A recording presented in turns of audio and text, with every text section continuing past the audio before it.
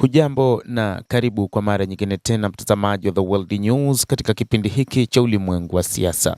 Jina langu ni Adam Hussein.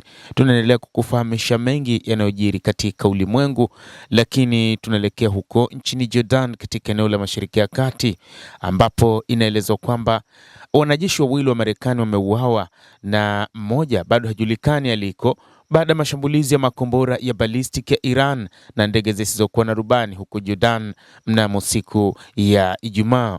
Maafisa wa kijeshi wanasema kamanda mkuu wa Marekani wa CENTCOM alisema wafanyakazi wanne wa Marekani walihamishwa kimatibabu hadi hospitali za Jordan, lakini wameruhusiwa. Wengine walikuwa na majeraha madogo wamerejea kazini, lakini inadaiwa kwamba kuna wanajeshi wawili ambao wameuawa na mwingine hajulikani aliko kutokana na mashambulizi makali yaliyokuwa yakifanywa na jeshi la IRGC kutoka nchini Iran. Jeshi la Jordan awali lilisema kuwa limenasa makombora 10 ya Iran yaliyorushwa kwenye anga yake usiku kucha bila kuripoti uharibifu wowote. Maafisa wa kijeshi wa Marekani hawakufichua utambulisho wa waliouawa wala hawakutoa maelezo kuhusu mazingira ya tukio hilo au ni wapi nchini Jordan shambulio la hivi punde limefanyika.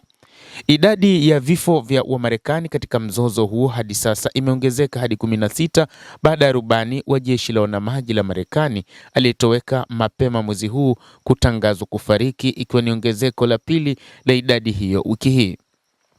Katika taarifa yake siku ya jana Jumamosi, CENTCOM ilisema wahudumu wawili wa jeshi la Marekani huko Jordan waliuawa wakiwa katika harakati za kamandi kuu ya Marekani. CENTCOM na vikosi vya washirika vilijilinda dhidi ya mashambulizi ya makombora ya ballistic ya Iran na ndege zisizokuwa na rubani.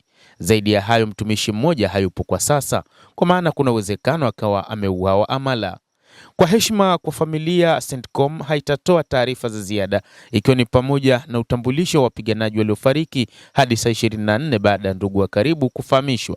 Akijibu tangazo la vifo hivyo, waziri wa ulinzi wa Marekani Pete Hegseth aliandika kwenye ukurasa wake wa X, kujitolea kwao kunaimarisha tu azimio letu, aliandika waziri wa vita, kwa maana waziri wa ulinzi Pete Hegseth, baada ya tangazo hili la vifo vya wanajeshi hao wawili wa Marekani.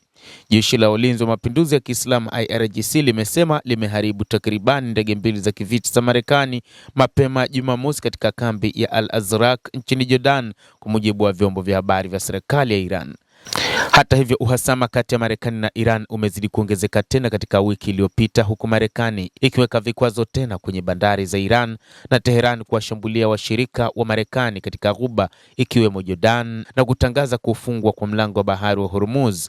Marekani sasa imefanya mashambulizi kwa usiku wa 7 mfululizo dhidi ya Iran tangu rais wa Marekani Bwana Donald Trump atangaze makubaliano yao ya kusitisha mapigano kwa muda ikiwa yamekwisha. Kulingana na jeshi, takribani watu 50 wameuawa na zaidi ya 500 kujeruhiwa katika mashambulizi ya Marekani katika muda wa wiki 3 zilizopita, vyombo vya habari vya serikali vya Iran vimeripoti vikinukuu wizara ya afya ya nchi hiyo. Maelfu zaidi wameuawa kote Mashariki ya Kati tangu vita vya Marekani na Israel vilipoanza mnamo Februari 28, takwimu rasmi zikionyesha. Washington na Tehran zilifikia makubaliano ya awali ya kumaliza vita mwezi Juni, lakini makubaliano hayo yalivunjwa ndani ya wiki kadhaa baada ya kusainiwa kwake.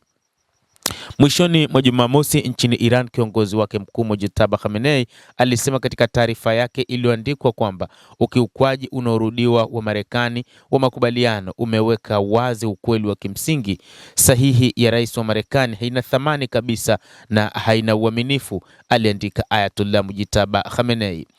Khamenei hajaonekana hadharani tangu shambulio lililomuua baba yake huko Tehran, lakini bado amekuwa akionyesha namna ambavyo anaguswa na kile kinachoendelea, na kama kiongozi mkuu amekuwa akitoa mwongozo wa nini cha kufanya katika taifa hilo la Kiajemi.